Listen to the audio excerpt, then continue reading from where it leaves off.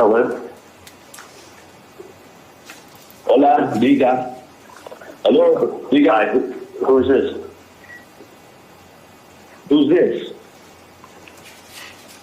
Someone's been calling my family and trying to figure out who this is.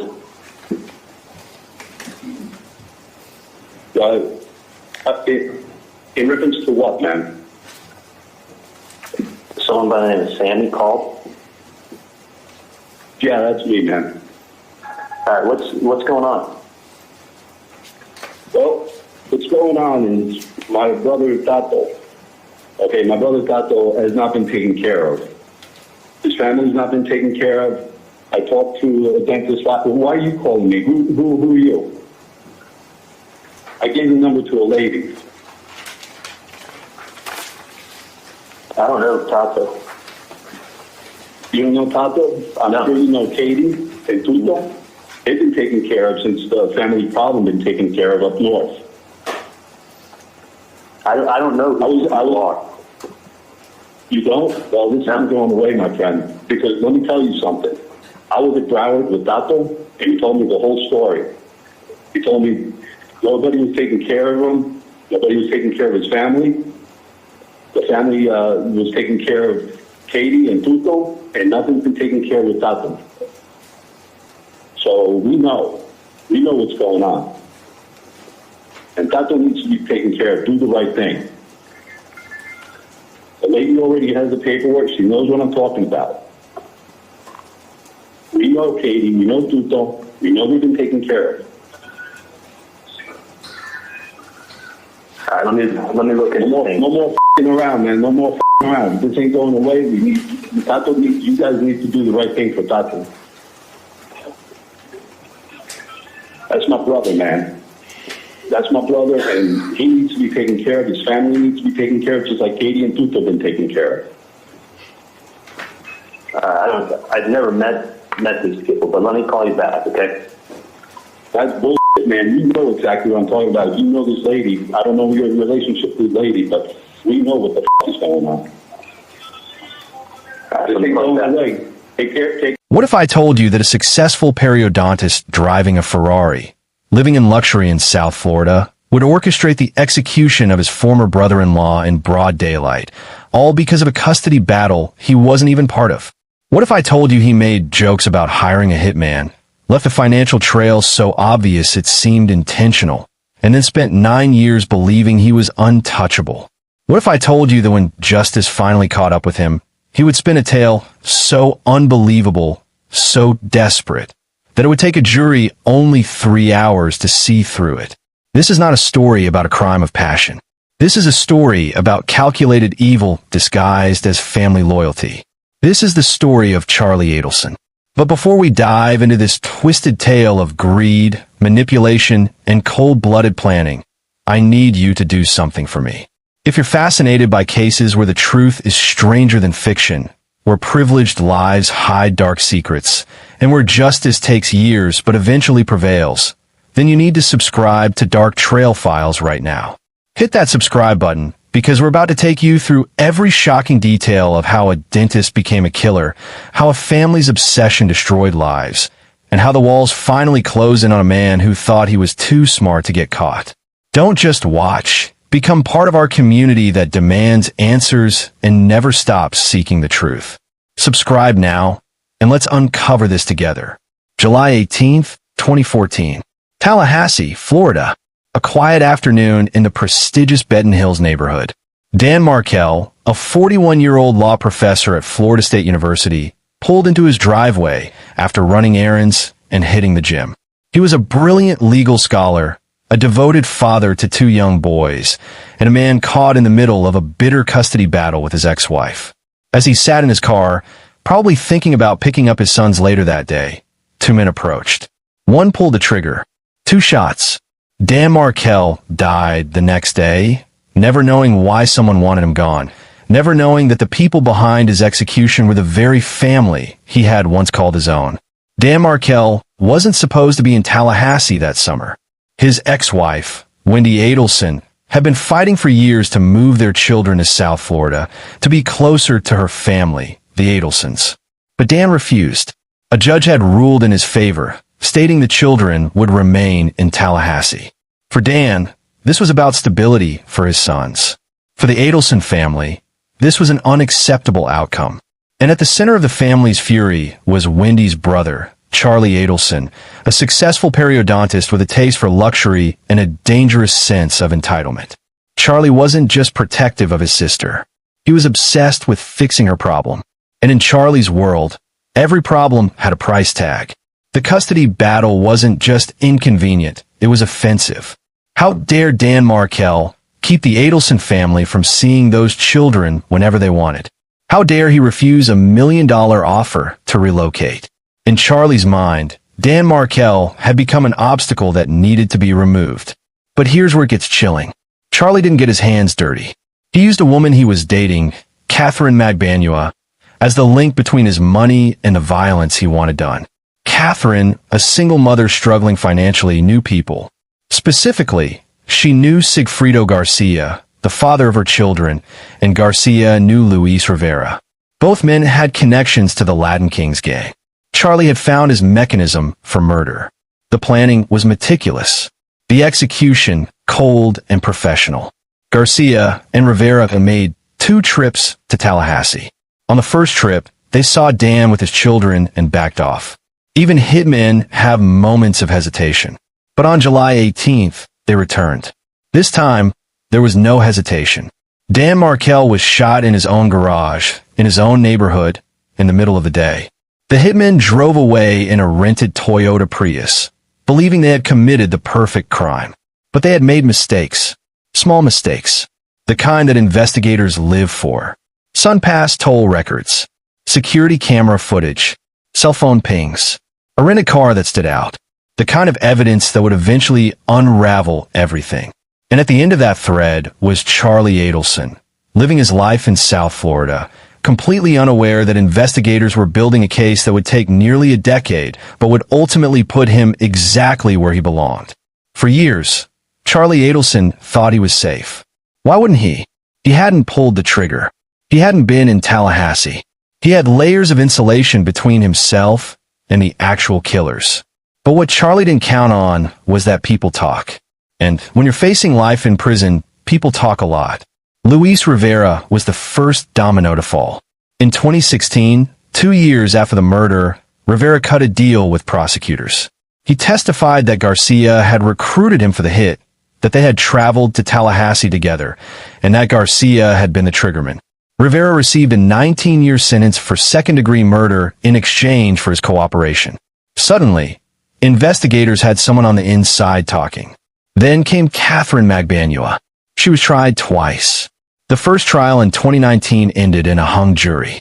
But in 2022, a second jury found her guilty of first-degree murder, conspiracy, and solicitation. She was sentenced to life in prison. For a while, Katherine maintained her innocence, insisting she had nothing to do with the murder.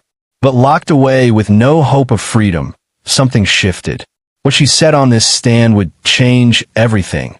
Watch as the woman in the middle finally breaks her silence. Is that the second time you met Wendy Adelson? Yes, ma'am. Okay. Did you ever discuss the murder with Wendy Adelson? No, ma'am. I Did you ever discuss Dan Markel's schedule with her? No, ma'am. So the only person you talked about it with at all was Charlie and Garcia? Yes, ma'am.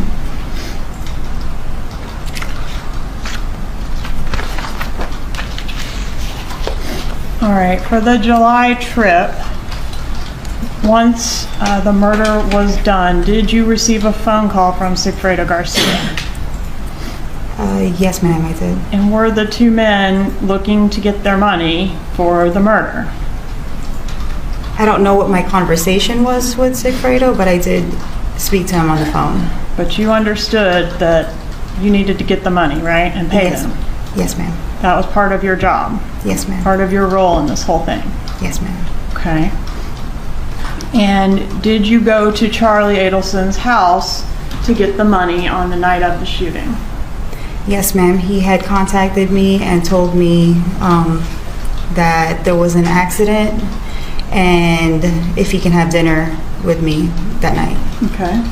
And the accident was a reference to the shooting of Dan Markel. Yes, ma'am. Okay, which was not an accident, right? No, ma'am. When you get there, how is Charlie acting?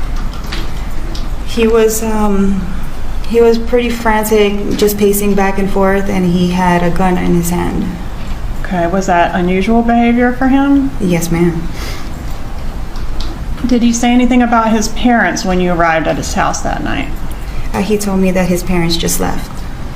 Did you end up staying the night there? Yes, ma'am, I did. Were you planning on spending the night there? No, ma'am, I was not. Okay, originally was your plan to get the money and take it to the two men that killed Mr. Markel? Yes, ma'am, it was. All right, what happened the next morning?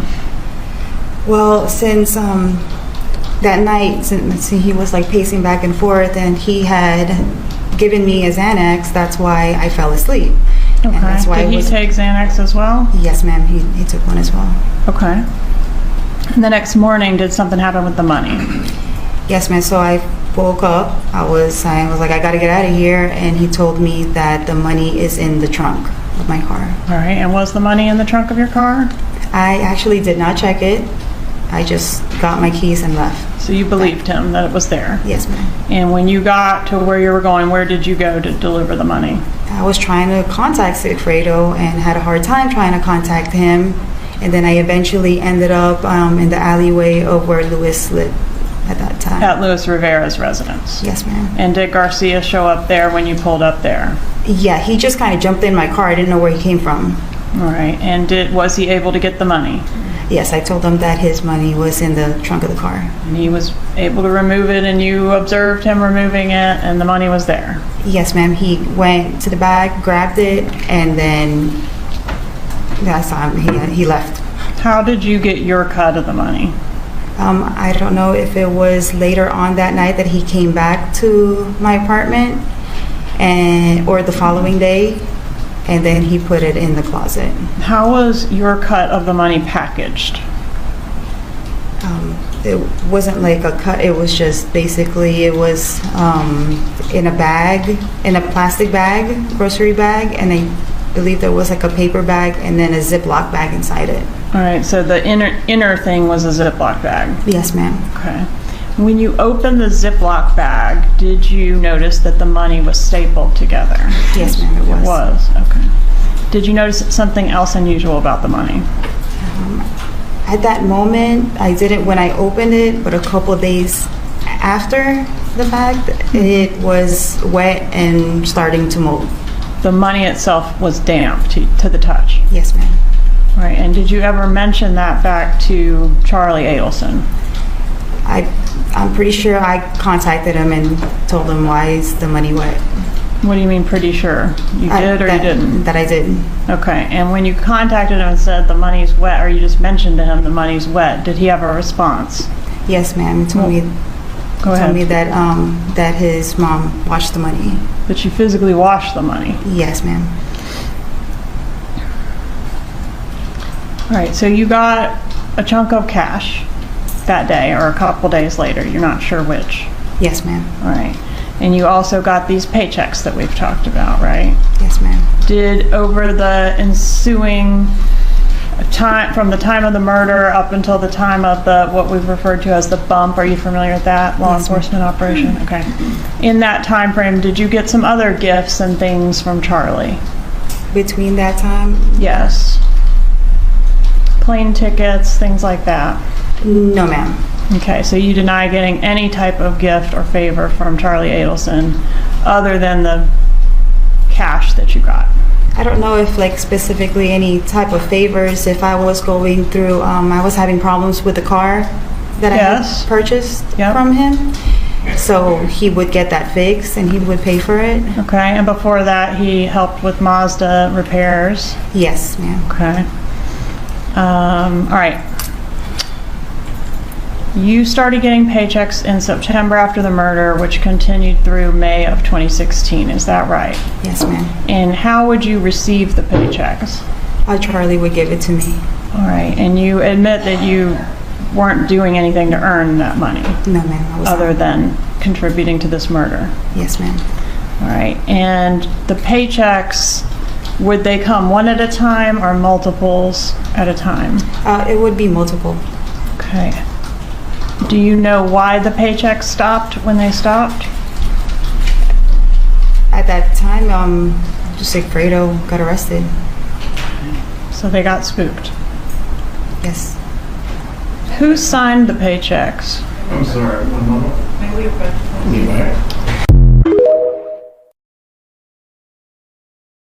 Katherine Magbanua made a decision that would shake the entire case. She admitted she had lied in both of her trials. She admitted that Charlie Adelson had asked her if she knew anyone who could harm Dan Markel. She admitted she had acted as the go-between, connecting Charlie's money to Garcia's willingness to kill. And she did it all for two reasons: money and loyalty to a man who she thought cared about her. Charlie Adelson had used her, manipulated her, and then watched her go to prison without lifting a finger to help. But Charlie had been busy during those years. Busy living his life. Busy making jokes. Yes, jokes. Multiple witnesses testified that Charlie had repeatedly joked about buying his sister a television as a divorce present because it was cheaper than hiring a hitman. He made these jokes to acquaintances, to co-workers, to people he barely knew. When confronted about these statements at trial, Charlie would claim they were just dark humor, just off-color remarks that didn't mean anything. But prosecutors saw it differently.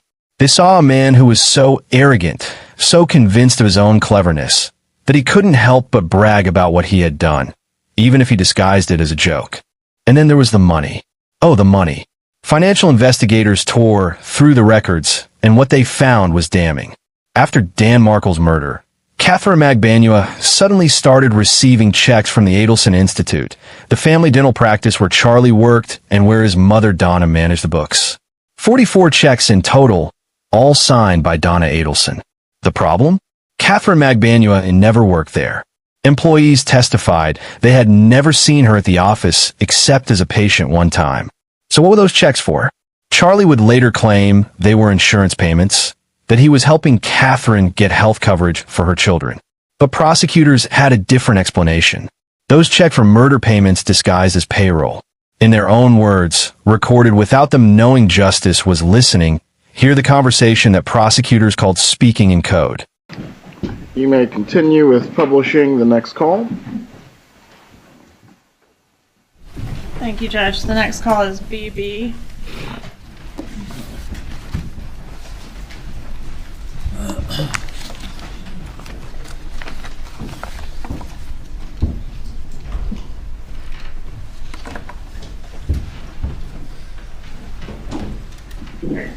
What happened? Somebody called my dad's office today looking for him, saying that they dropped off some paperwork to him last week, and there was a phone number on there, and it's actually the person was Erica, and then Erica called my mom up because she's like, normally I wouldn't call you up, but I got a strange phone call. Where's the phone number that they're calling from, though? I can ask Erica, but Erica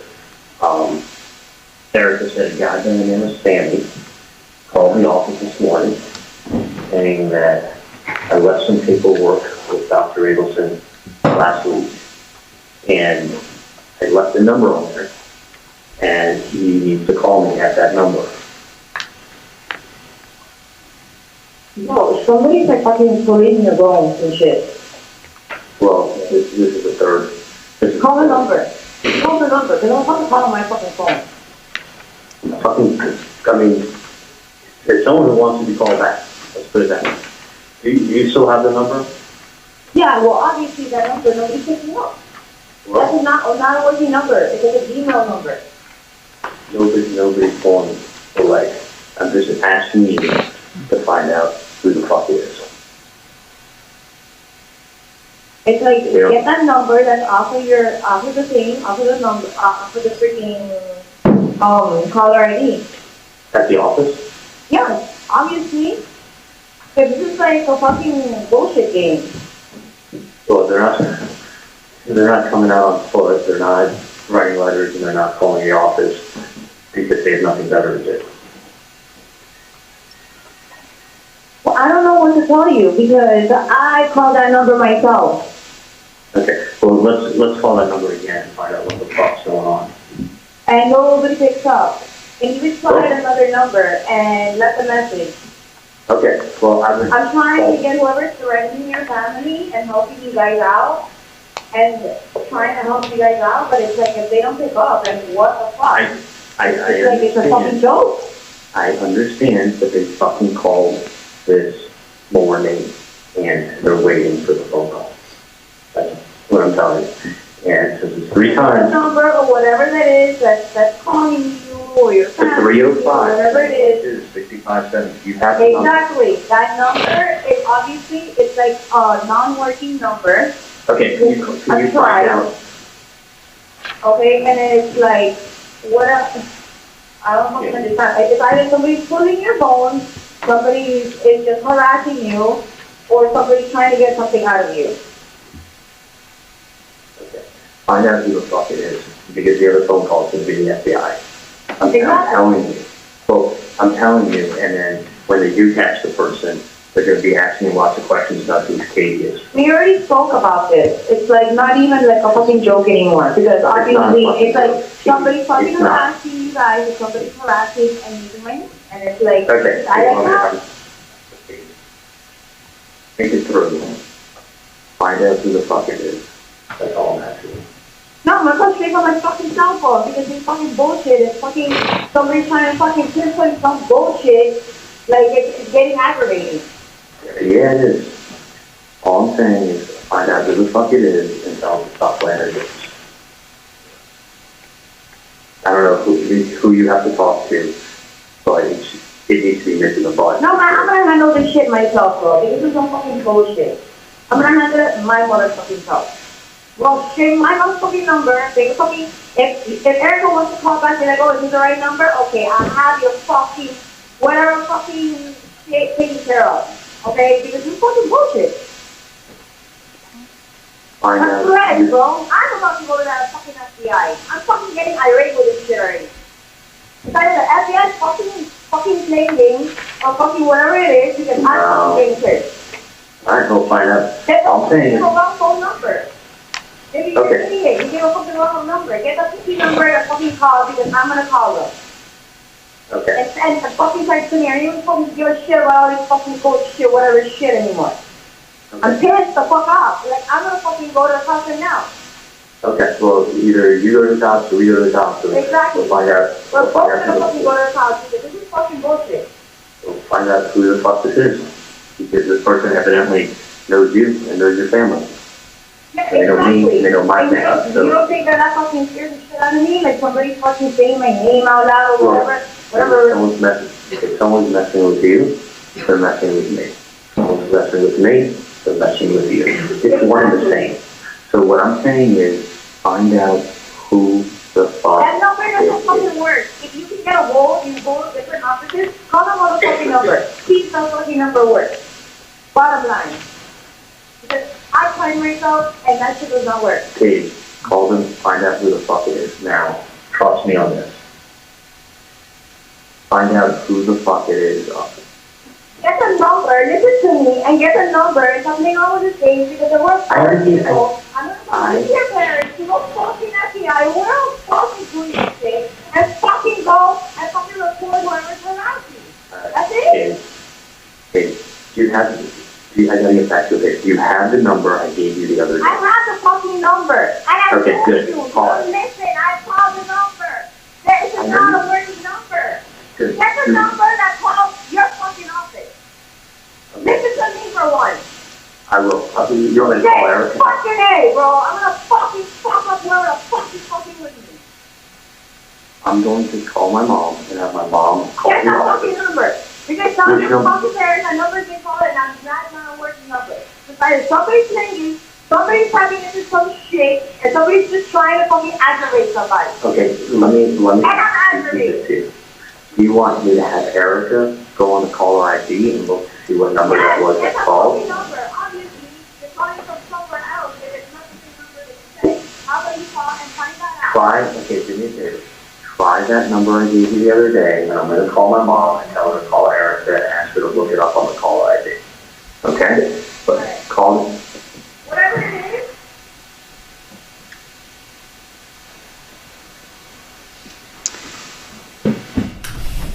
All right.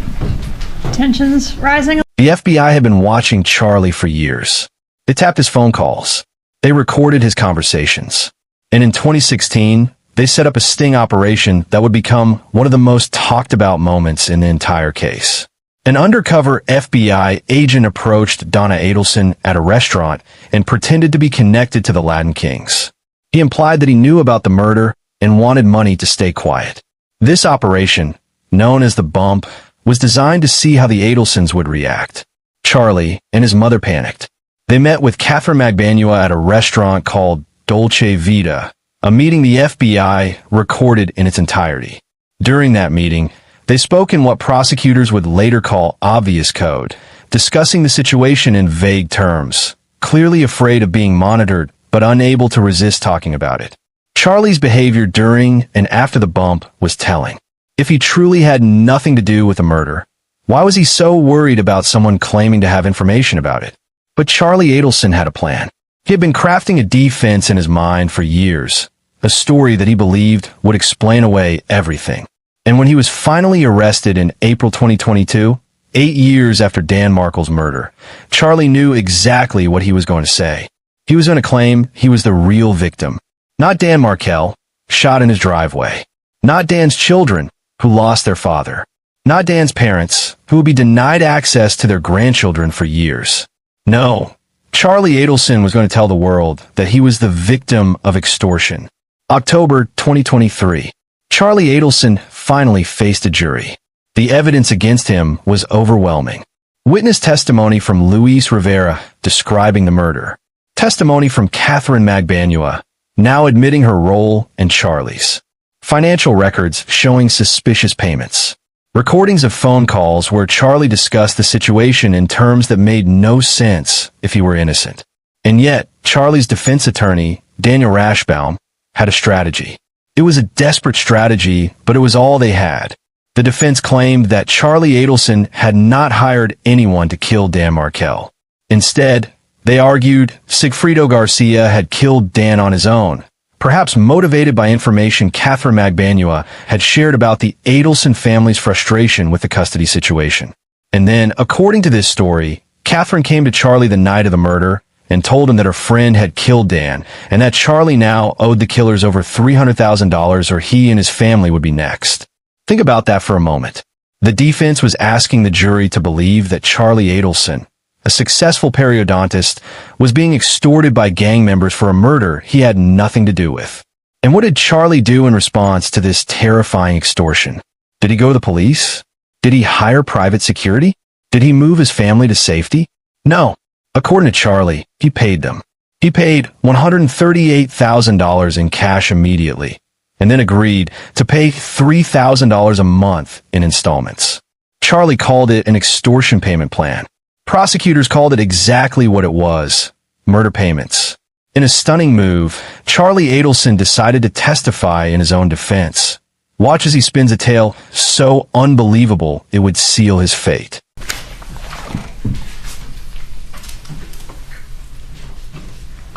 Charlie, let's start with the most important question. Did you cause the death of Professor Dan Markel? Absolutely no. Did you hire anyone to kill him? No. Did you put any letters in any diaper bags of Katie Magbanua to have Professor Markel killed? No. Before we get there, let's spend some time on your background. How old are you? I'm 47 years old. Where were you raised? I was raised in Coral Springs, Florida. When were you arrested in this case? I was arrested April 21st, 2022. And by the way, are you? How do you feel right now? I'm really nervous. Why are you nervous? My whole life depends on it. Where have you been living since you were arrested a year and a half ago? Leon County Jail. Growing up, what was your family like? It was pretty normal. I was the middle of 3 children. My dad was a dentist. My mom was a school teacher. Played a lot of sports. Pretty normal upbringing. Do you have a brother and a sister? I have an older brother and a younger sister. How close were you with your siblings growing up? My brother I wasn't real close with. My sister I wasn't really that close with either, probably until I got into high school. And then we were probably closer in age and had more in common. And then I got closer to her as the years went on. Your family growing up, would you describe it, how would you describe it financially? I'd say it was upper middle class. And then in 92, my dad lost a lot of money.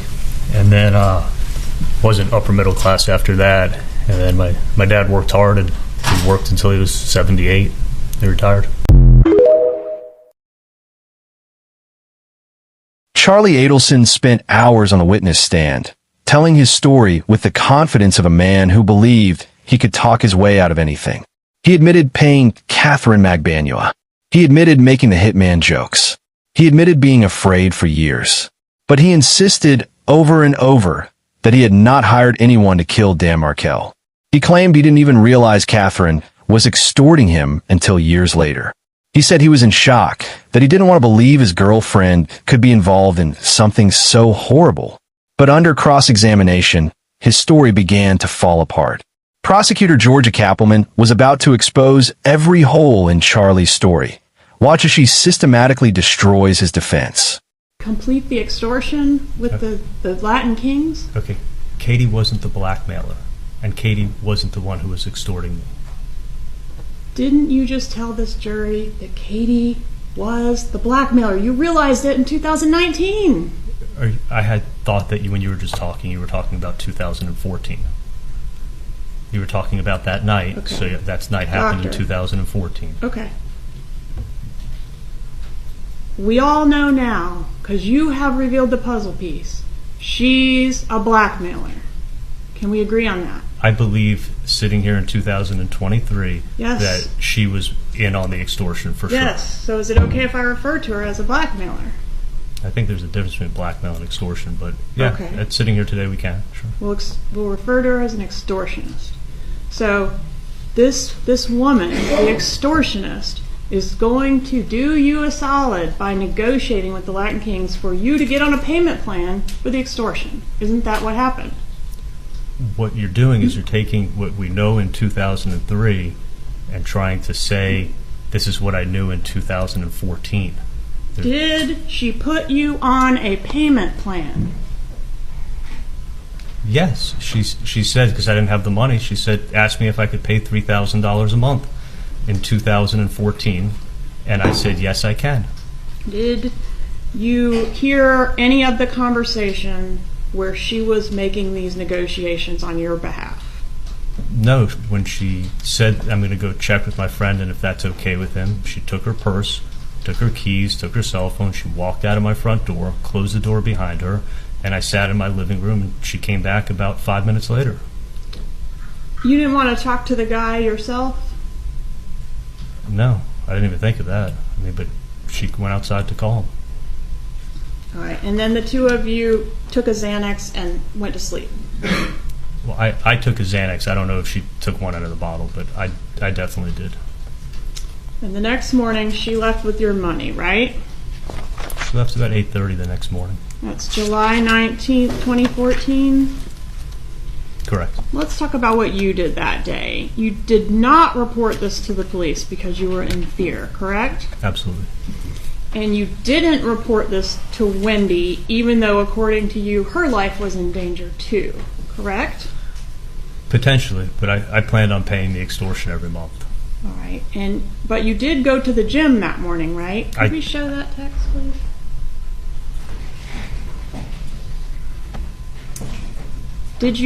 Were you able to go to the gym the next morning? I absolutely didn't leave the house. I worked out at Nova Southeastern Gym, and you can check the gym records. I was never there. Okay. Did you say you were going to the gym? I said I was, yeah. But you didn't actually go? No, I didn't leave the house. All right. So would you agree, Doctor, and we'll refresh your memory with them if we can, that the text messages that were exchanged between yourself and Katherine Magbanua on the morning after this exchange of money were inconsistent with your extortion theory? They were inconsistent with how I was feeling. They don't appear to look like you just gave her $138,000 under duress, do they? She told me the last thing she said to me before she left the house is, can we just pretend like this never even happened? So when I sent her that message, I was trying to show her, like, I'm trying to forget all about it. Yeah, you were just demonstrating to her that you would agree to pretend nothing happened, right? Absolutely. That's what she asked me to do, and that's what I tried to do. All right. So the text messages aren't what they appear to be. It's a beautiful day. I'm going to the pool. I'm going to the beach. I'm going to the gym. None of that is what it appears to be. It's something else. I absolutely did not go to the gym. I was trying to show her that I was, pretending like nothing ever happened and looking past it. And there's nothing on the wire. All those hours of you talking. There is nothing on the wire about the extortion, this layer 1 of extortion, because she told you not to talk about it, right? She told me to never talk about anything to anyone or her. She never wanted to hear about it again. Yesterday, in your testimony, between you and your attorney, you mentioned the word extortion 123 times. Would you take my word for that? I'm sure it came up a lot. Okay. But nowhere, even in the midst of this whole second extortion, it's happening again. It's an extension of the same thing. Do you mention anything about this layer 1 of the extortion? Do you? Yes, actually I did. Okay. If you pull up the video from Matsuri when I was sitting with my dad, and I said, and the funny thing is, that's what I whispered in his ear.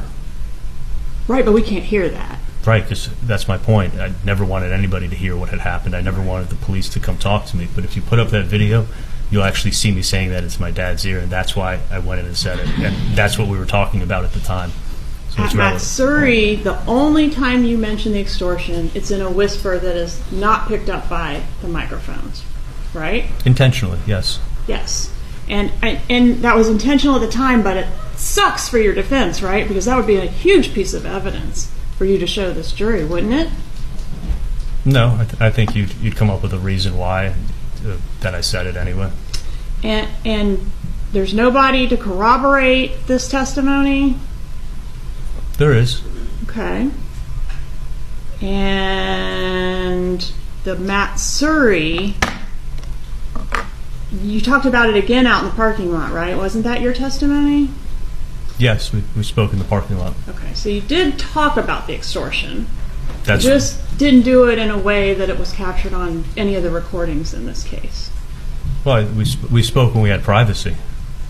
Well, you had privacy on the phone, right?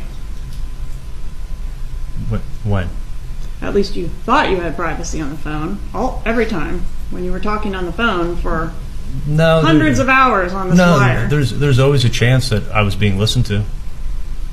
Okay. Well, there was a chance you were being listened to when you whispered in Dad's ear, right? But you said it. And you were talking about it. I whispered real quietly into his ear, so I thought I had privacy. At that point, I thought I had privacy.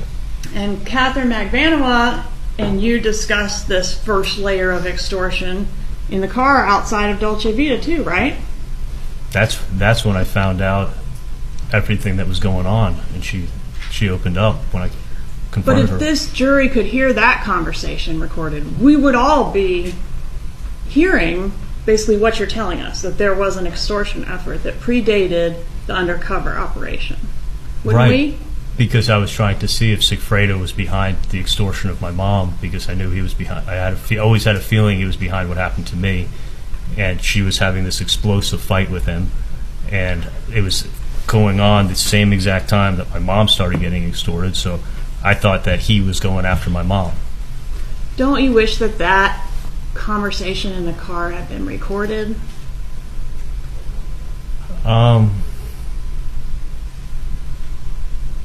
I don't know.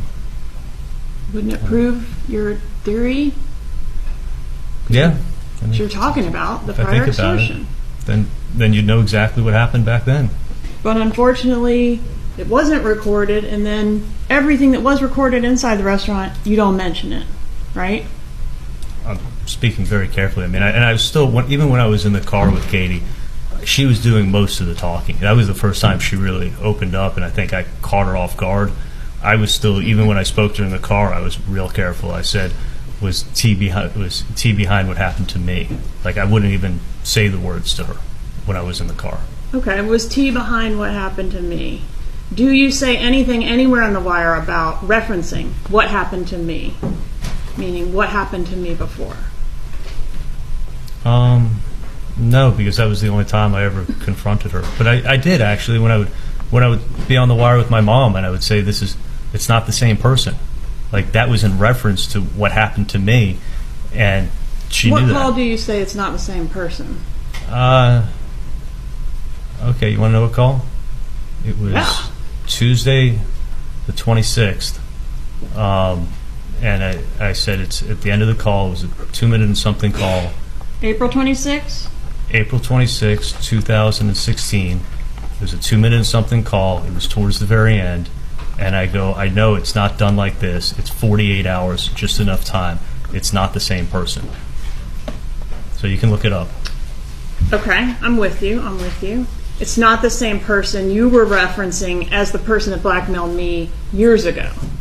And has been blackmailing me for years. Yeah. That's what you meant. It's not the same person that's extorting me, correct. All right. So I want to go back to Wendy. Wendy is in the process of relocating from Tallahassee to South Florida, basically the day that this is going on, day after the money drop, right? They're packing up the car. They're coming back. Yeah. Right. So she's going to be moving significantly closer to the killers that had threatened her life. This what I don't. She wasn't planning it wasn't a permanent move or anything that was planned. I think she took a suitcase with her. Prosecutor Georgia Kappelman was relentless. She asked Charlie why anyone would need to kill Dan Markel to extort him. Couldn't they just threaten him without committing murder first? Charlie had no good answer. She asked why he continued to send affectionate texts to Katherine Magbanua, including kissy face emojis, if he believed she was extorting him.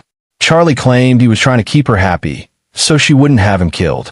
She asked why he would agree to monthly payments to gang members, knowing that extortion never ends, that would go on forever. Charlie said he felt safer knowing they wouldn't kill him as long as he kept paying. The tension in the courtroom was palpable as Charlie fought back, but his anger only made him look more guilty. I was approached by another extortionist today. Does she say that? No, she's talking very carefully. And you say carefully, but isn't carefully the same thing as code? No, they're two totally separate things. You know the difference? You weren't really giving her money for a TV, were you? Giving her money for a TV? This TV is probably going to be about $5. Okay. I need you to bring cash tonight. I wish she picked another object on planet Earth other than TV. But TV is code for absolutely nothing. There is no code in this case involving TV, and you keep circling and circling and circling TV, you're wrong.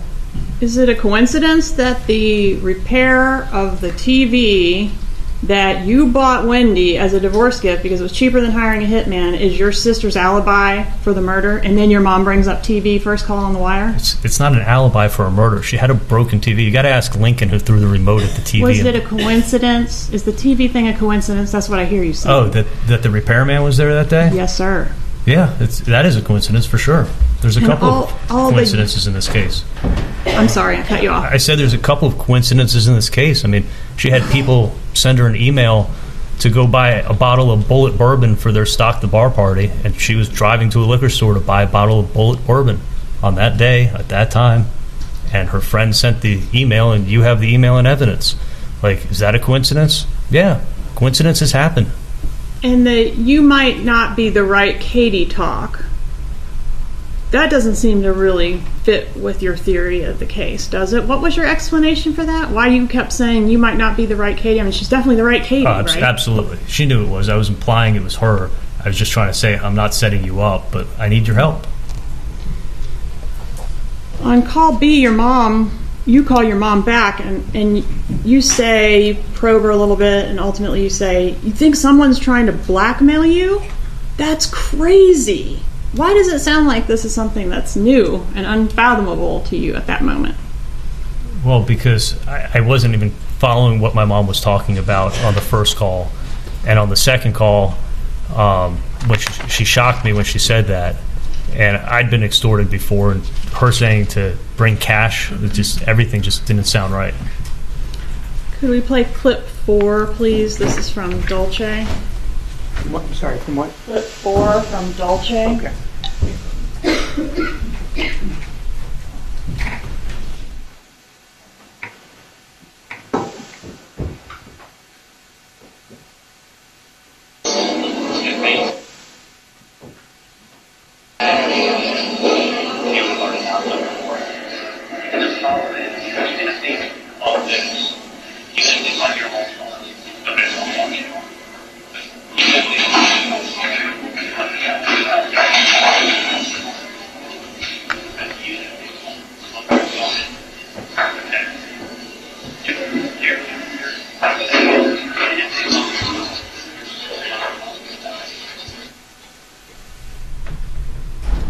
Even if they had any evidence, the first words out of your mouth on this clip, even if they had any evidence. No. Strike. The quote is, if you say, if they had any evidence, we'd have already gone to the airport. And I know you already testified about this, but does an innocent person say, if they had any evidence? Right. Katie's saying it's the police, and I'm saying that we're innocent. They're not going to have any evidence to show we were part of something that we were part of. If we had any part of this, we'd be going to the airport right now. And I Isn't still say it the true, same doctor, thing. that they're not going to have any evidence because you were careful? No, because we weren't a part of this. You were smart. No, we weren't a part of this. You walled yourself off from I was the sure killers. they're not going to have evidence to show I did something I didn't do. So we're not running to the airport. And you're untouchable, right? No, we didn't do a murder. I wasn't part of a murder. There's no reason to run to the airport.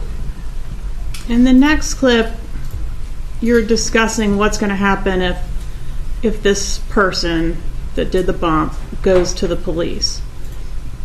And you're going through all these scenarios, these possibilities. Wait, if he goes to the police? Yeah, the blackmailer goes to the police. They're going to say, where's the weapon? And he's not going to know. He's just going to have hearsay, basically. Someone told me they did it, and it's not going to be enough to get the investigation anywhere.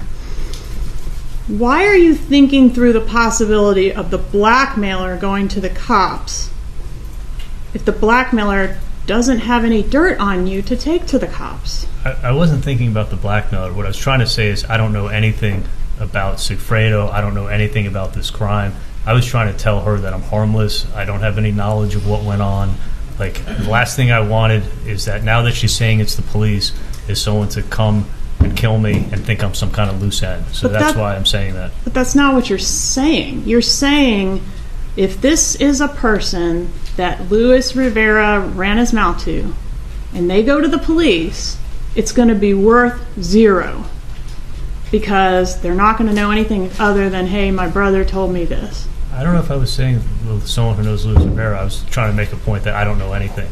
And then you suggest what they would have to do is get him to wear a wire and get the person to confess, and that's probably what this could be, an effort to do, right? Well, they're thinking that we were part of a murder, so this was the same thing I said before, is that this is their theory, so this is a police tactic, and it could be either a bad guy or the police, and this is how they're pursuing it. Exactly. So as long as you keep your mouth shut, you can get away with murder, right? No, not at all. Isn't that what you told Ryan Fitzpatrick? No, Ryan Fitzpatrick is someone who stole over $500,000 from me. That's not my question, sir. Sorry. Did you say that to Ryan Fitzpatrick? No, never. Never at all. Why do you go into so much detail about rental car examples? Let's start with, strike that. Can you agree that the Prius, you knew that the police were looking for a Prius at the time you met at this Dolce Vita restaurant? I think it had been released at that time. All right, and you heard the recording. You're arguing. Let's play the clip.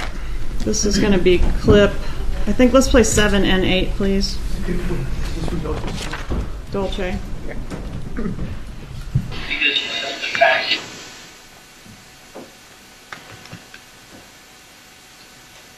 Because the fact is like, even if, let's say, you just got in my car, and then I go ahead and I get in the car, and then I go, and you're dating in the car, I go, yeah, Katie was in my car, and he got out, and she did this horrible crime. Okay, they come and they get the DNA in the car, they go, yep, Katie was in my car. Katie sat in the car for 2 minutes, got out of the AC, and then got out of the car. Katie had nothing to do with you, nothing broken.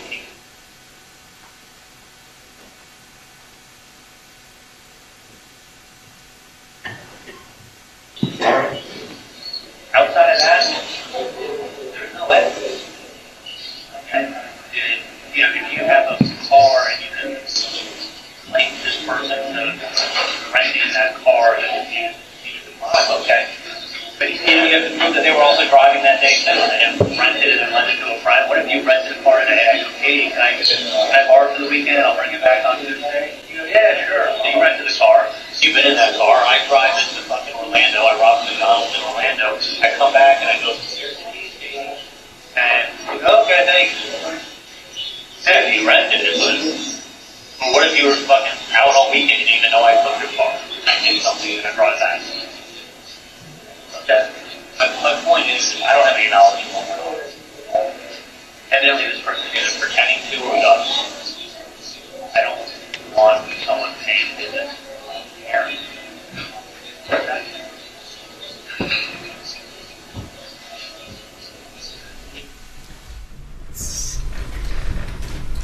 Sounds like you're saying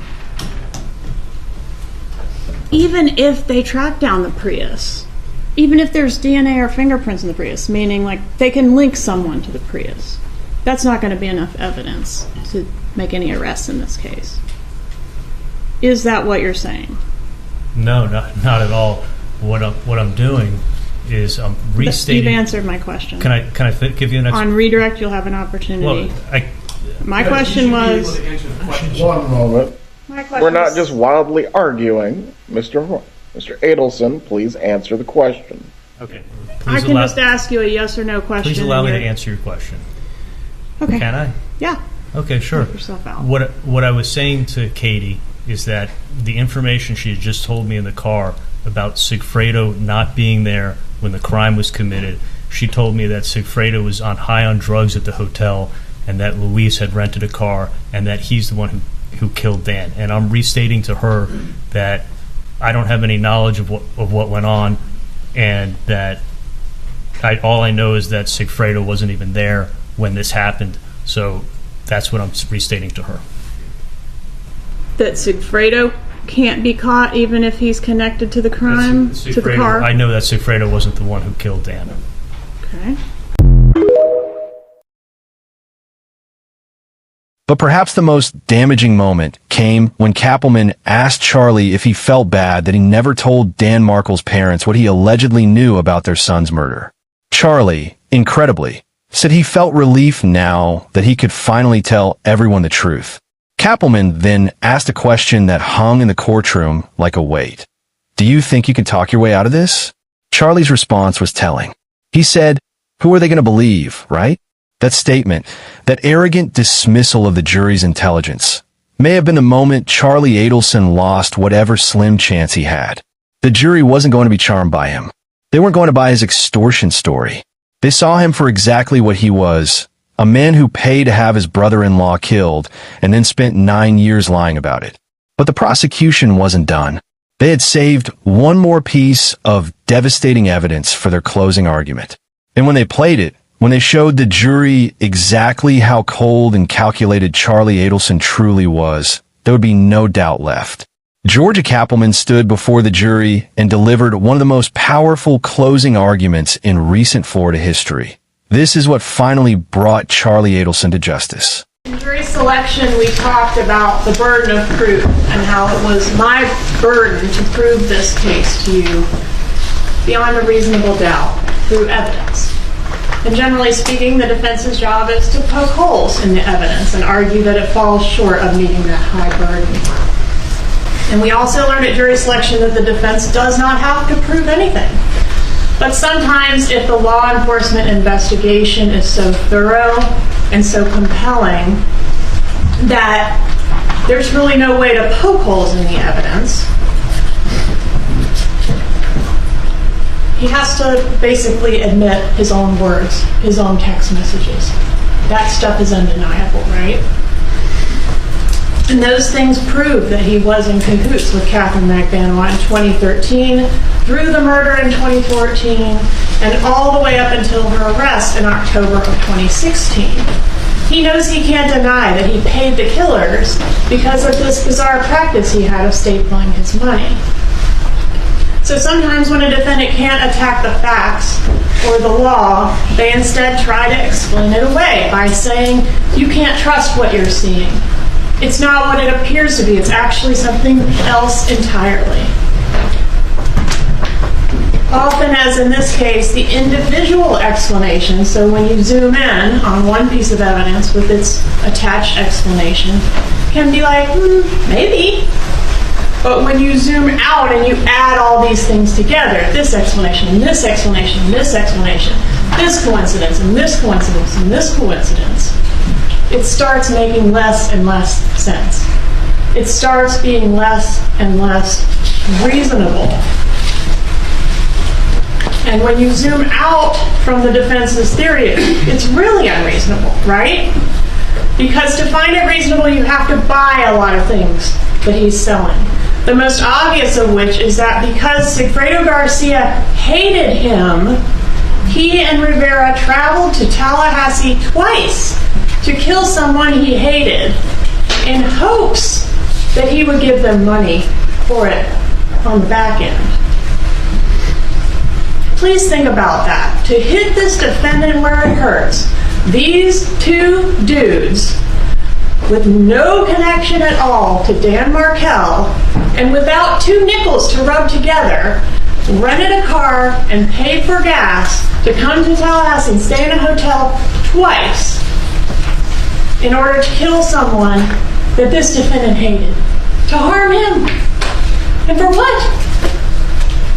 To maybe get money? Maybe he just turns him in for murder. Why not just kill and rob him if what you're after is money and there's no hired hit? Why not just kill and rob him if your motive is, we hate him? Then the bad guys don't even have any contact with him, according to his own story. They didn't threaten him, they did not beat him into submission. Instead, they sent his own girlfriend to extort him on their behalf. And without any actual contact from the bad guys, the defendant just opened up his safe and handed over his beloved money that he had saved his entire life since he was a child. He just handed it over. Take it all. And when that amount wasn't sufficient, these stone-cold murdering gangsters let the defendant go on a payment plan to give him the rest of the money. They let Katherine Magbanua skim off the top each month. And never, over the next 2 years that he was being extorted monthly, these gangsters, remember that money doesn't go to the principal, that $3,000 a month.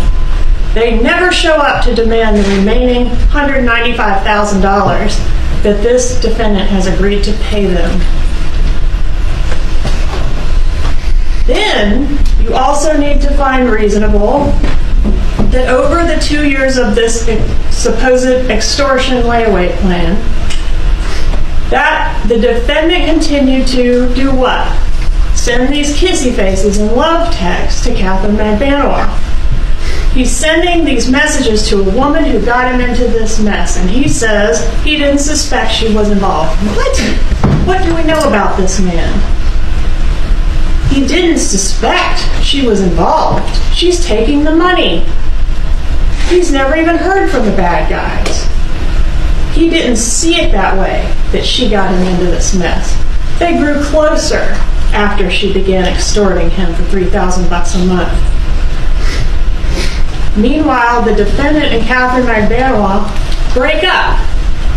She continues to maintain her direct and indirect contact with Sigfredo Garcia, the man who's extorting him, the man who murdered his former brother-in-law in cold blood. But he sees her as a friend. The kissy faces and the I love yous continue. Even after Katherine Magbanua got back together with the man who executed Dan Markel, the father of his young nephews, and a guy who's actively extorting him, this defendant continued to reach out to her over and over again to offer her favors and gifts, including a birthday gift for Garcia, and to tell her he loves her and how lucky he is to have her in his life. Lucky? Next, to find a reasonable doubt here, you have to find it reasonable that the defendant never texted or talked about this first layer of extortion. Why? According to him, because Katherine Magbanua said, let's never talk about this. So they didn't.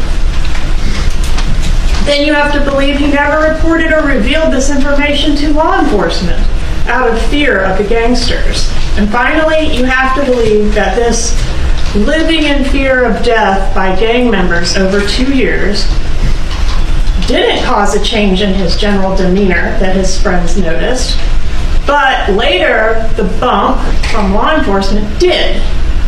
He says that's because, well, I became worried that I might be falsely arrested. So I wasn't a hot mess when I was being extorted by gang members and threatened to be killed and my whole family killed.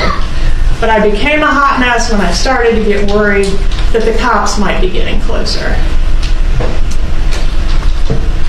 And I have no real way of knowing if all this stuff sounds ridiculous to you, if it sounds reasonable to you, or if y'all just heard so much stuff that you're totally confused and can't even remember what the evidence in the case showed. But they only need to get one of you confused enough to derail this whole thing, right? So I've got to go through each thing with you. Your verdict has to be unanimous. So I want to go through the testimony, I want to review the evidence, and I want to spend a little bit more time talking about this multitude of explanations the defense has offered in an effort to really turn each piece of evidence on its head.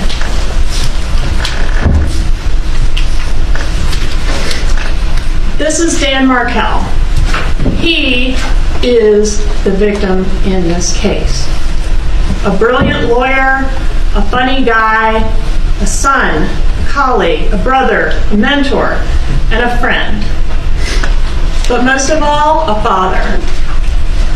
A dedicated and loving father whose downfall was brought about by the fact that his number one priority was maximizing his access to those two little boys in the wake of a bitter divorce from their mother.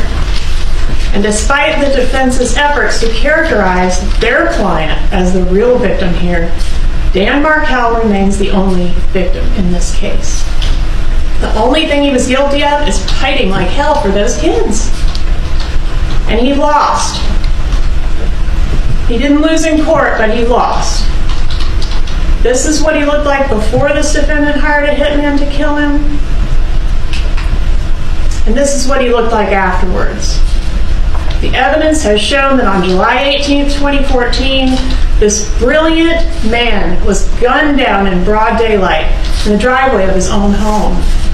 His horrific death ultimately set police down two separate paths following the two most promising leads they had. The first was to chase down that Prius that Mr. Geiger saw fleeing the crime scene. And we'll examine those efforts in detail. The second path was to ask, as we would in any murder investigation, who might want to have done this? Who would want Dan Markel dead? In her closing argument, Georgia Kappelman methodically destroyed every aspect of Charlie's defense. She pointed out that his story made no sense. She highlighted the absurdity of a supposed extortion payment plan with gang members. She reminded the jury of the financial records, the phone calls, the witnesses who had testified, and she asked them to use common sense. Would a man being extorted joke about hiring a hitman? Would a man in fear for his life send love texts to his extortionist? Would a man with no involvement in a murder pay hundreds of thousands of dollars and never once go to the police? The defense tried to argue that Katherine Magbanua was the real mastermind, that she had manipulated everyone. But that theory required the jury to believe that a struggling single mother had somehow orchestrated an elaborate murder plot without any financial backing, all while dating Charlie Adelson, whose family desperately wanted Dan Markel gone. The jury didn't believe it. They deliberated for 3 hours. Just 3 hours to sift through 8 days of testimony. And when they returned, they had reached a unanimous verdict on all counts. Guilty of first-degree murder. Guilty of conspiracy to commit first-degree murder. Guilty of solicitation to commit first-degree murder. Charlie Adelson showed little emotion as the verdict was read. But in the gallery, Dan Markel's father buried his face in his hands.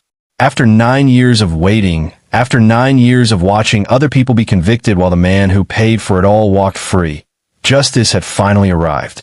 The moment Charlie Adelson learned he would spend the rest of his life in prison, watch as reality finally hits the man who thought he was untouchable. Counts be run concurrently.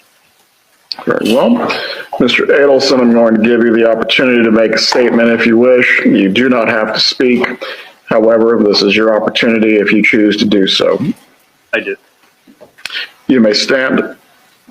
Same. I would just like to say that I maintain my innocence. Well, please rise. I'm now going to pronounce the sentence. With the jury having found you guilty of all 3 counts that you were charged with in your indictment of first-degree murder, conspiracy to commit first-degree murder, and solicitation to commit first-degree murder, I am going to adjudicate you guilty of all 3 at this time, and you are going to be sentenced as follows. As to count 1, the first-degree murder count pursuant to section 782.04 and 775.082 Florida statutes, you are sentenced to life imprisonment without the possibility of release or parole. As to count 2, you are going to be sentenced consecutively to 30 years in the Department of Corrections for conspiracy to commit first-degree murder. As to count 3, you are going to be sentenced to 30 years in the Department of Corrections consecutively for solicitation to commit first-degree murder. The credit for time served that applies in this matter is how much? 597. 597 days will be applied as credit for time served in this case. If the clerk could please read all fees and costs that would apply as well. $2,100 as a fine pursuant to Florida Statute 775.083, $105 as a 5% surcharge required by Florida Statute 938.04, $20 as a court cost pursuant to Florida Statute 938.06, Crime Stopper Trust Fund, $3 as a court cost pursuant to Florida Statute 938.01, subsection 1, Criminal Justice Trust Fund, $50 pursuant to Florida Statute 938.03, Crimes Compensation Trust Fund, $225 pursuant to Florida Statute 938.05, Local Government Criminal Justice Trust Fund, $2 as a court cost pursuant to Florida Statute 938.15, County Criminal Justice Education, County Code 7-26, $50 as a court cost pursuant to Florida Statute 775.083, subsection 2, County Crime Prevention, $3 as a court cost pursuant to Florida Statute 938.19, Teen Court Assessment, Mayor County Florida Code 7-28, $65 as a court cost pursuant to Florida Statute 939.185, County Additional Court Cost, County Code 7-24, with a total of $2,623. Mr. Rauschbaum, is there any lawful objection for you to raise to the assessment as announced by the clerk? No, Your Honor. Those amounts will be assessed at this time. Ms. Kappelman, I will reserve 90 days of jurisdiction to address the cost of prosecution in this case. By statute, the state is entitled to the 100, but this is in excess of the 100 is what you're referring to. Yes, Your Honor. Very well. 30 days to appeal both your conviction and now your sentence. Mr. Adelson, you are going to be fingerprinted today, and from here you are going to be sent to the Department of Corrections to begin serving your sentence. Mr. Rauschbaum, if you please can timely file the notice of appeal so that way there is no issues regarding any review of the conviction itself. Does either party have anything further to raise to the court before we finish for today? Nothing from the state. No, Your Honor. We are in recess. Mr. and Mrs. Markel, have a good day. Thank you for being available so you can provide your victim impact statements. Have a good day. Thank you, Your Honor. Thank you.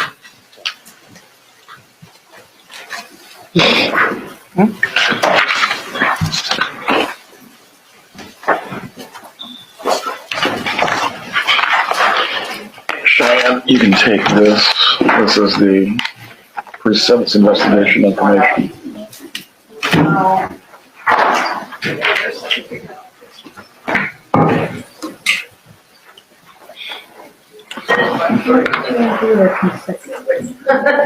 Two count one.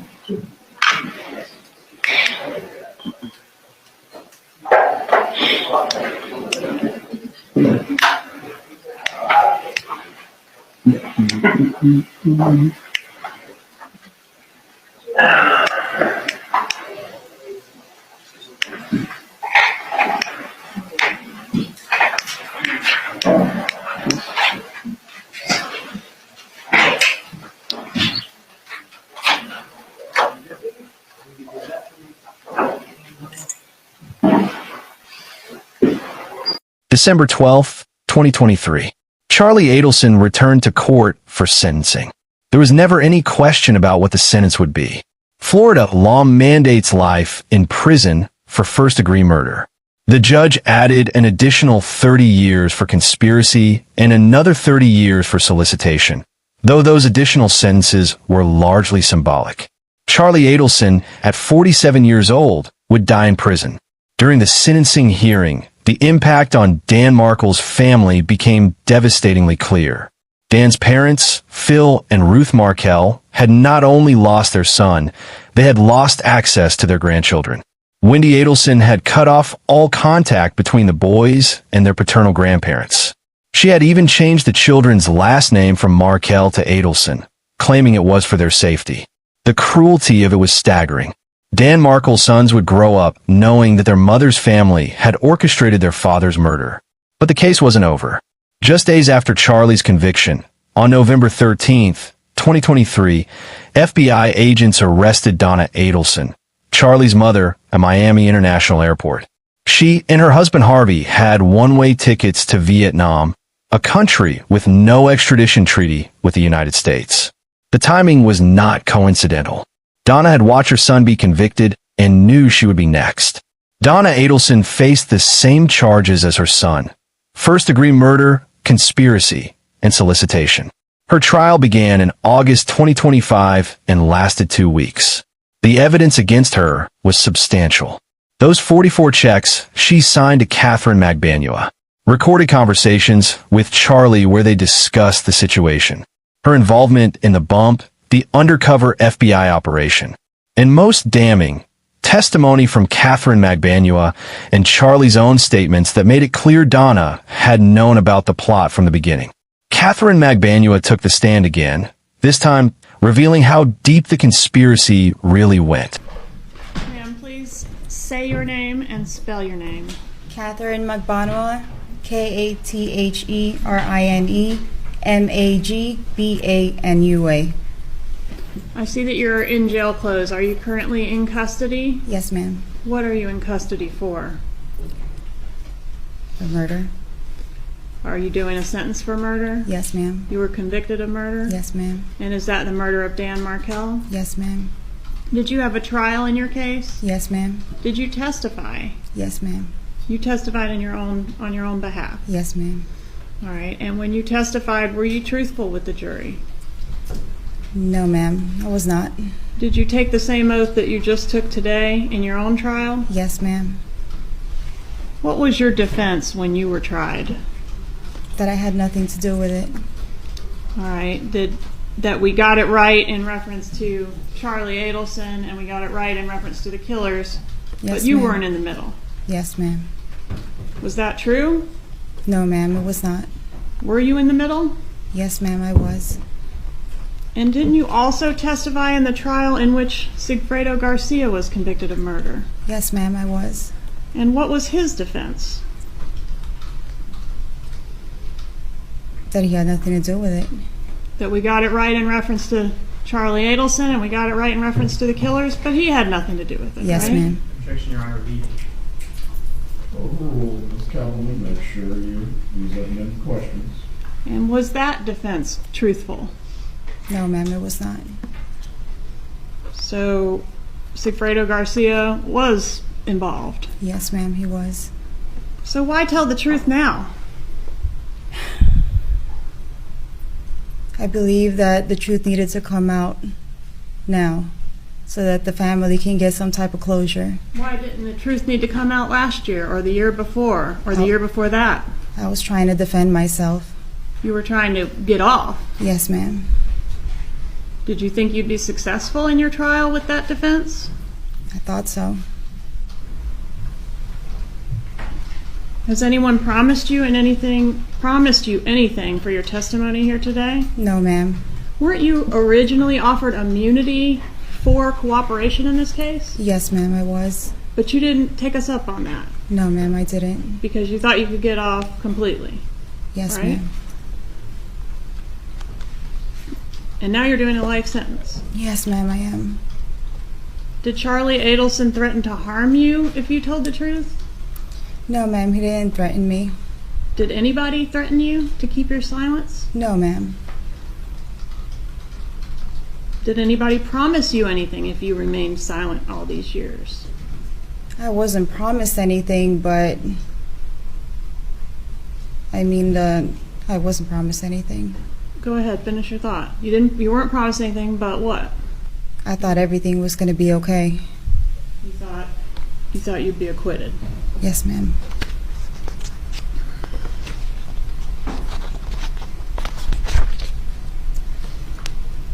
All right, so did you know Dan Markel? No, ma'am, I did not. Did you have any personal beef with him? No, ma'am, I did not. What was your motivation for becoming a part of this murder plot? Financially. So not as a favor to Charlie Adelson? Objection, Your Honor. What is the objection? I'll rephrase it, Your Honor. Was it a favor to Charlie Adelson? Yes, ma'am, it was. Okay, but your primary motivation was not favor to Charlie Adelson? Oh, yes, ma'am, it was. And financially. All right, because you were going to get paid for your part? Yes, How much ma'am. did you get paid? I don't know the exact amount. What was your relationship to Charlie Adelson? He was my ex-boyfriend. When did you meet him? I believe that was in 2013. Do you know what month? Has to be around September. Can you point him out and describe what he's wearing? He's sitting over there with a blue jacket and a blue tie. Let the record reflect the witness has identified the defendant. The record will reflect. Show you what I marked as states 48. Recognize this exhibit? Yes, ma'am, I do. How do you recognize it? That's when we went to Key West. Is that a fair and accurate photo of you and Charlie Adelson? Yes, ma'am, it Is is. that when the two of you were taken when the two of you were dating? Yes, ma'am. Judge, at this time I ask to move into evidence states 48. Any objection? No objection, Your Honor. 48 is admitted. Do we have that for publication?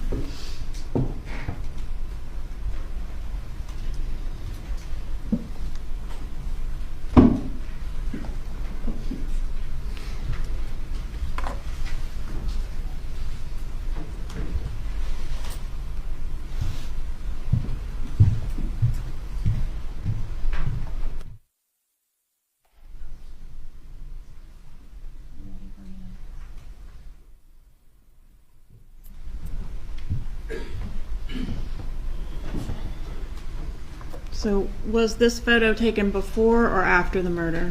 Before.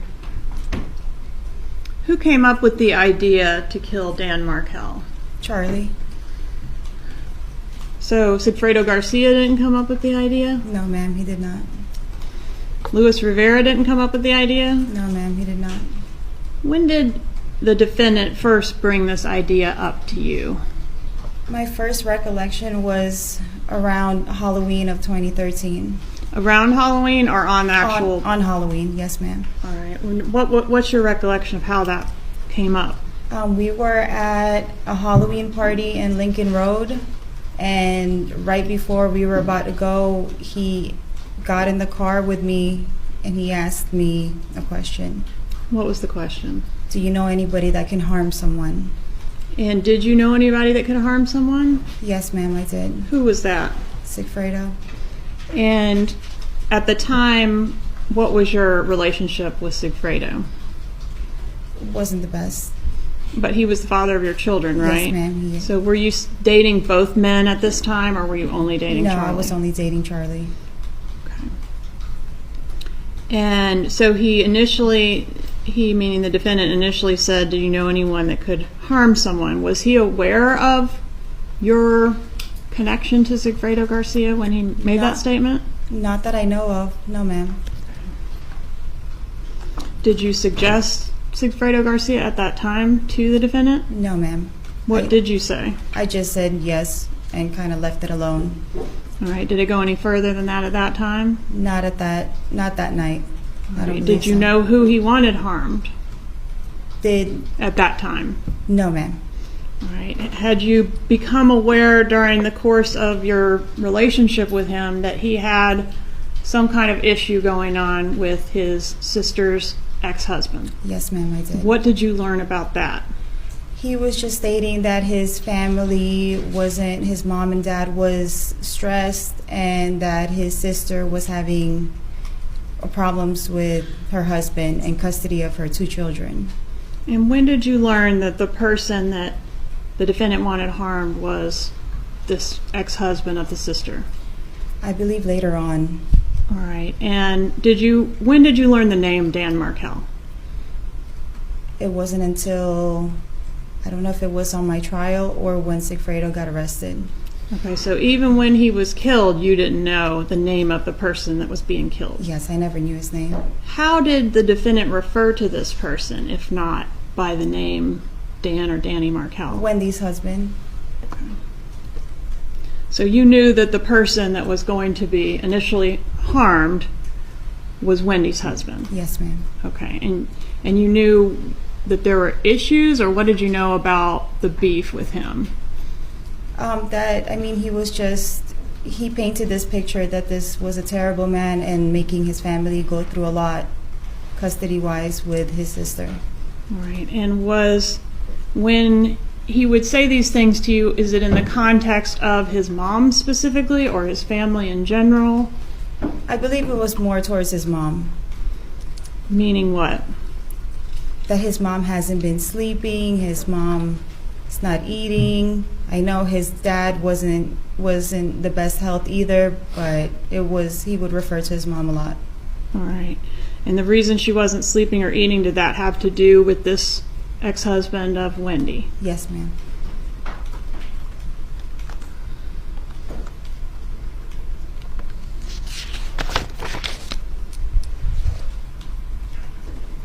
Did you ever...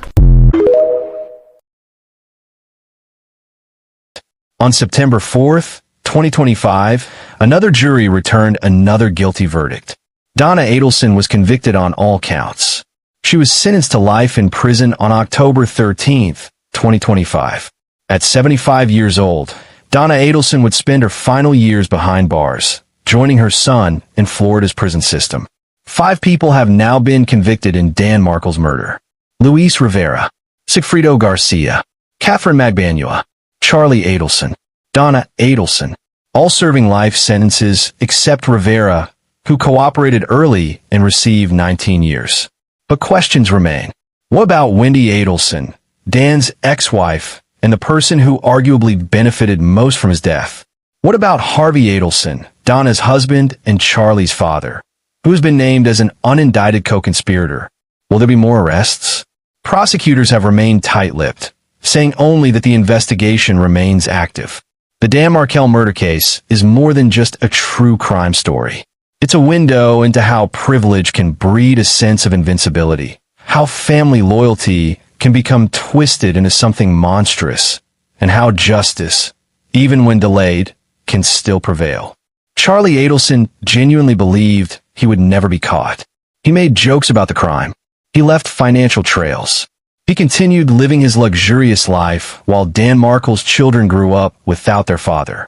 That level of arrogance is almost incomprehensible, but it's also what ultimately brought him down. Charlie couldn't help himself. He had to talk about it, had to feel clever, had to believe he had pulled off the perfect crime. And what drove him to it? The answer is both simple and disturbing. Family. The Adelson family could not accept that Dan Markel had rights as a father, that his wishes mattered, that he had the legal authority to keep his children in Tallahassee. Their sense of entitlement was so profound that murder seemed like a reasonable solution to what was, at its core, a custody disagreement that could have been resolved through legal channels. Think about that. Two young boys lost their father because their maternal family couldn't handle not seeing them whenever they wanted. Dan Markel's parents lost their son and their access to their grandchildren. And for what? So Wendy Adelson could live closer to her family? So the Adelsons could have Sunday dinners with their grandchildren? The selfishness is staggering. Charlie Adelson is currently incarcerated at Columbia Correctional Institution in Lake City, Florida. He has filed an appeal, claiming among other things that his trial was tainted by the same conflict of interest that derailed his mother's first trial date. His original attorney, Daniel Rashbaum, had represented both Charlie and Donna, creating a potential conflict. But legal experts consider the appeal a long shot. The evidence against Charlie was overwhelming, and his own testimony at trial was arguably the most damaging evidence of all. The case has also raised broader questions about murder-for-hire plots and how they unravel. In this case, almost everything that could go wrong for the conspirators did go wrong. The killers left evidence. The financial transactions were traceable. People talked, and law enforcement, despite the case taking nearly a decade to fully prosecute, never gave up. The Tallahassee Police Department, the FBI, and the Leon County State Attorney's Office worked tirelessly to build cases that would hold up in court. Lead prosecutor Georgia Kappelman became something of a figure of justice throughout this case, handling the trials of Katherine Magbanua, Charlie Adelson, and Donna Adelson. Her dedication to securing convictions for Dan Markel's family was evident in every court appearance. And her cross-examination of Charlie Adelson will likely be studied in law schools as an example of how to systematically dismantle a defendant's story. So what do we take away from the story of Charlie Adelson and the murder of Dan Markel? Perhaps it's this: evil doesn't always look like we expect it to. Charlie Adelson wasn't a stereotypical criminal. He was a successful professional with a bright smile and a thriving practice. He wore expensive clothes, drove luxury cars, and came from a prominent family. But beneath that veneer of success was a man capable of cold calculation, willing to pay for another human being's death to solve a problem that wasn't even his own. Dan Markel was 41 years old when he died. He was a beloved professor, a published scholar, a man who loved his children and fought to remain in their lives. His murder should never have happened. It was preventable at every stage. If the Adelsons had accepted the court's custody ruling, if Charlie had valued human life over family convenience, if Katherine Magbanua had refused to be part of it, if Garcia and Rivera had walked away, at every point, someone could have said no. But no one did. And now 5 people are in prison, lives are destroyed, 2 boys have grown up without their father, and the Markel family has endured a nightmare that continues to this day. The cost of Charlie Adelson's arrogance is incalculable. He paid money for a murder. But what he really paid was his freedom, his legacy, and any shred of humanity he might have claimed to possess. Justice came slowly in this case. Painfully slowly. But it came. And Charlie Adelson, the man who made jokes about hiring a hitman, The man who thought he was too smart to be caught. The man who believed his family's money and status put him above consequences, learned the hardest lesson of his life. You can run from the truth. You can lie about it.